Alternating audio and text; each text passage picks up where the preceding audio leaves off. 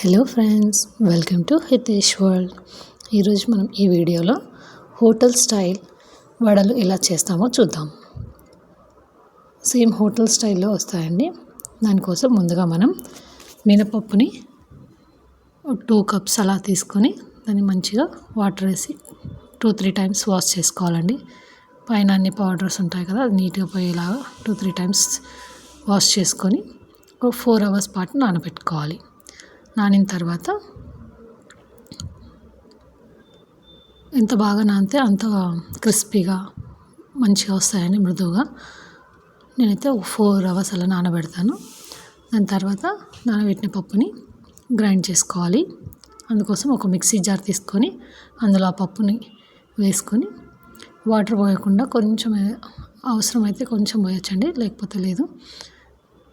బరకగా కానీ smooth grind paste చేసుకోవాలి.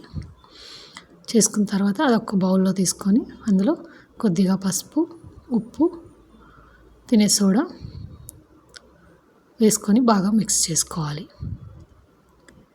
బాగా మిక్స్ అయిన తర్వాత ఒక కడాయి పెట్టుకొని అందులో డీప్ ఫ్రైకి తగినంత ఆయిల్ పోసుకొని వేడి చేసుకోవాలి. తర్వాత ఒక పల్చటి కాటన్ క్లాత్ తీసుకోవాలండి. వడలు బాగా మంచి షేప్ రావాలంటే అందరు చేతితో డైరెక్ట్ కూడా వేస్తారు, అలా కూడా వేయచ్చు. లేకపోతే ఇలా క్లాత్ అనుకోండి, ఎక్సెస్ వాటర్ ఉన్నా కూడా అది వాటర్ పీల్చేస్తుంది.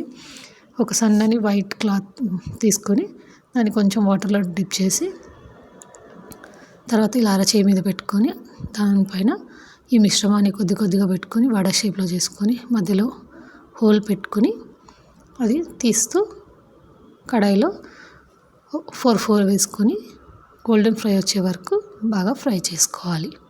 చూసారా, ఇలా క్లాత్ నుంచి ఈజీగా వస్తుంది. హోటల్లో అయితే కొంచెం పెద్ద సైజ్ చేస్తారండి, నేను మీడియం సైజ్ చేశాను. కానీ క్రిస్పీగా వస్తాయండి చాలా బాగా.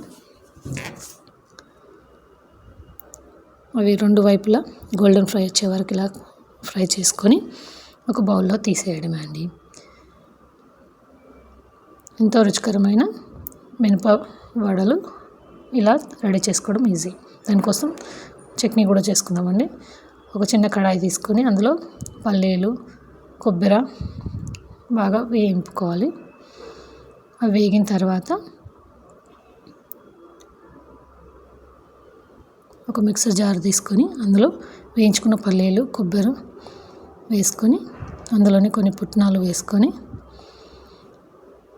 దాని తర్వాత ఒక 2 పచ్చిమిర్చిని చిన్న పీసెస్గా కట్ చేసుకొని లైట్గా ఫ్రై చేసుకొని అందులో వేసుకోవాలి.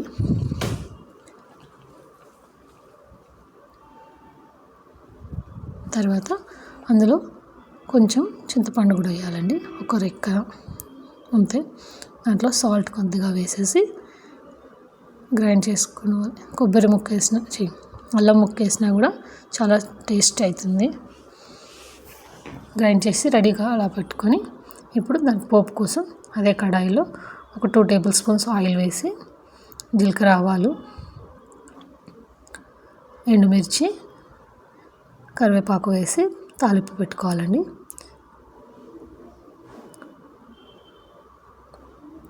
అది బాగా వేగాక